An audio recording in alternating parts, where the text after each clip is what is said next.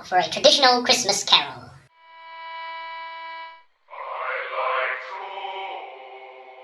Very nice.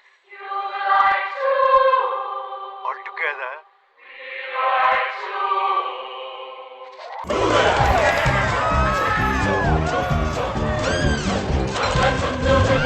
Somehow I always knew he'd go out like this. Rika! Get the man out of his misery.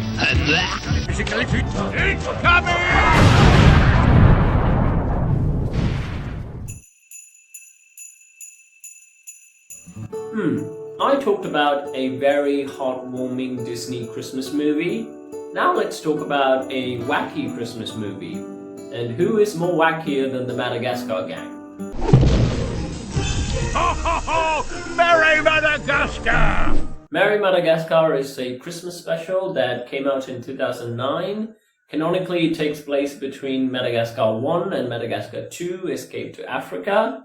Africa? That ain't gonna fly. When you think of Madagascar, you don't really think Christmas, doesn't really fit well with the tone and feels like an old match. And I got to say that after watching this film, it is an old match. They don't match! But Madagascar is weird and all about old things, so they somehow make it work. Because, they made Penguin Commandos work. The penguins are psychotic. Come on! So the plot goes something like this. Every year on Christmas Eve / Julianuary, a marauding red-knight goblin flies over Madagascar and throws lumps of coal at them. You can already see the plot twist. The marauding red-knight goblin is Santa Claus, and he throws coal because apparently all the lemurs in Madagascar are naughty. Naughty. Oh, come on, Santa. I get why Julian is in the naughty list, but what about all the other lemurs? What about Sweet Maud?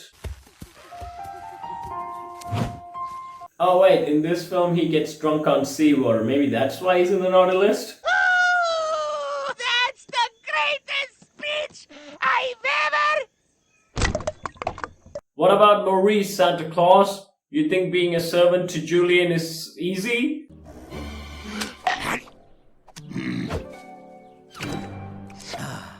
Nicely done, Maurice. Now peel me a grape. But that was... Grape, Maurice. Grape, not lip. No, it is beyond torture, but he still does it anyways, and he's still faithful and loyal to King Julian. I mean, that's gotta deserve a present. I am stepping on the gas, but I am not rubber burning. Doing the best I can, Your Majesty. Or at least a holiday card. Come on, Santa, have a heart. I'll see what I can do. So this year on Julianuary / Christmas, Julian and the lemurs have planned countermeasures against the marauding red knight goblin, who is Santa Claus. They got pitchforks, spears, and throwing stuff, and also slingshot coconuts, locked and loaded to fire at the red knight goblin. You might think slingshot coconuts is wacky, but it is much more sensible than what they did in an Indian film called Bahubali. So in the film called Bahubali, there's a medieval siege scene, and the Indian medieval warriors would use a coconut tree and slingshot themselves over the fortress walls. You might think it's probably a comedy film like Robin Hood and the Men in Tights. You mean like this? But no, the tone of this film is like freaking 300. And yet, they still put this scene in the final edit. That coconut tree launch scene just broke the movie for me. I burst out laughing because it reminded me of cartoon characters trying to slingshot themselves. It also reminded me of Merry Madagascar where they use coconut slingshots. But apparently that's more sensible than launching yourself. I know this defies the law of gravity, but, you see, I never studied law. So Alex uses one of the slingshots and shoots down the marauding red knight goblin, who turns out to be Santa Claus. And also they gave him amnesia. My name is... I can't remember. So Santa, with the identity crisis, doesn't want to deliver presents anymore. He wants to... Physically fit, physically fit, physically fit. So Alex and the gang decide to deliver the presents themselves to save Christmas. And also to ask Santa for a ride back to New York. No, we're doing something selfless. So they successfully deliver all the presents and they come back to get Santa Claus and unintentionally whack him in the head again. Brace for impact! But this time it's okay because it cures him of his amnesia. The children, the presents. Cartoons have this weird running gag where if you get hit in the head and have amnesia or a bump, the best way to fix this is to whack them in the head again. That seems to solve everything. So, what seems to be the problem? Gee, Stack, someone whacked me in the head real hard. Now I'm having a hard time remembering things, including my name. Maybe I need a brain scan or a psychiatrist or something. Well, I don't think you need any of those, because we have a new proven method that kills brain injuries in a second, okay? So, just bear with me. I want you to close your eyes, and don't open them until you hear the sound of birds flying over your head. Bites? Yes, birds. Ready? It's like solving a concussion with a concussion. Fight fire with fire, I always say. So after Santa gets cured of his amnesia, he blitzes out of there because Alex and the gang forgot to deliver the presents at Liechtenstein. Look at the what? Apparently that's a real country. I'm not joking, by the way. Now Santa just flat out forgot about them and left them in Madagascar. The gang decide to have their Christmas at Madagascar with snow and all. No! I wouldn't do that if I were you. Oh, it's not no! So a couple of things about this film. At the start of the film, Alex and the gang decide to go back to New York by a hot air balloon that they built. Okay, we all know from Madagascar 1 that Alex is a lion, and if he has not fed steak by humans, he will lose it and will try to eat his herbivore friends. Excuse me? You're biting my butt! The penguins did give him an alternative option with fish, and because of that, he is okay. This is better than steak. I love it! I love it! The kitty loves the fishy. But in this film, the only thing they packed as snacks are bananas. Banana. Stuart? Macareno? Banana. Banana! Guess they could still fish from a hot air balloon? If not, Alex is going to have the in-flight meal, consisting all of his friends. What? Come on. Do I look like a steak to you? Yeah. See, I told you I don't look like a... Wait, what'd you say? Oh, yeah. You might think Alex is the big threat in the Madagascar gang, but I would say Gloria the hippo is the most dangerous member of the group, and the one they have to watch out for, because hippos are aggressive, wild, and unpredictable. Oh, you want some of this? You better run. But at least hippos don't eat meat, so they are safe. Right? Wrong! Okay, we as kids were lied to. The animal categories don't only end with carnivore, herbivore, and omnivore. Apparently there's more to it. Do check out some YouTube videos on herbivores eating meat.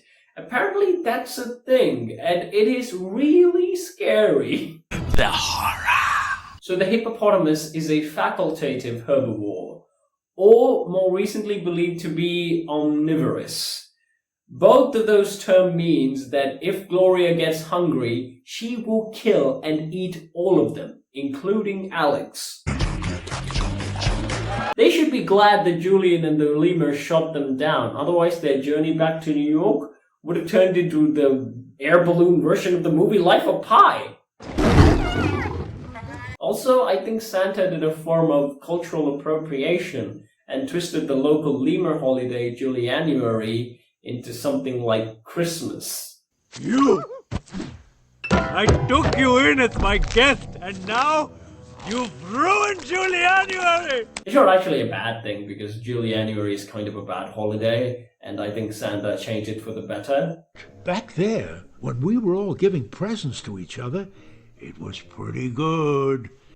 Also, I think Santa changed Julian forever as well. Santa helped Julian realize that giving to others can be much more fulfilling than having everything for yourself. Ooh, making her feel good makes me feel good. This does make Julian generous and therefore make him a better person. Happy Julianuary. Love King Julian. A coconut! Thank you, King Julian! Like Thomas Aquinas says, charity is the form, mover, mother, and root of all the virtues. Wait, hold up. Why am I giving bad philosophical takes about an absurdist film with talking animals and Santa Claus? I need to revert back to making stupid jokes and funny observations. Speaking of which, Private the Penguin wants to do it with the reindeer. Oh, that is wrong. Oh, it's just so wrong. You said it, buddy. I mean, the whole Madagascar franchise is obsessed with pairing up different species of animals as couples. Like Melman the giraffe and Gloria the hippo. Like Kowalski the penguin and Doris the dolphin. Doris! Now Private the Penguin and the reindeer. Someone should really slap the natural order of things back into Madagascar. Shake it off, Private. That North Polar might look like a tall drink of water, but she'll spit you out like a cup of bad eggnog. And yeah, there's also past beef between penguins and reindeers. It's a Cold War that dates back centuries. You see, Santa used to be based in the South Pole. Oh, this again? Santa chose North Pole, fair and square. Wait, that can be an awesome film. Penguins versus reindeers, the war of the poles. So come on, Hollywood, hook us up! Hook it up. So that's all I could say about Merry Madagascar. It's a Madagascar Christmas movie. Again, it doesn't feel like your typical Christmas movie. It feels more like a Madagascar movie. Or apparently we could call it the holiday that the lemur celebrate. It's more like a Julianuary movie. But you know, we can all use some oddball Christmases because it's fun, like this film.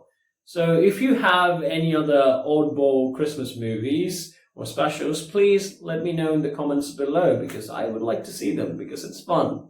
Oh, that was not fun. And if you do want me to talk about a typical Christmas film, check out the video I made about Disney's Mickey's Once Upon a Christmas that actually made this little Hindu Sri Lankan boy like Christmas. So click that link on screen right now, click it, you don't want to miss that video, and I will see you all in the next video. Merry Christmas and Happy Julianuary, everybody!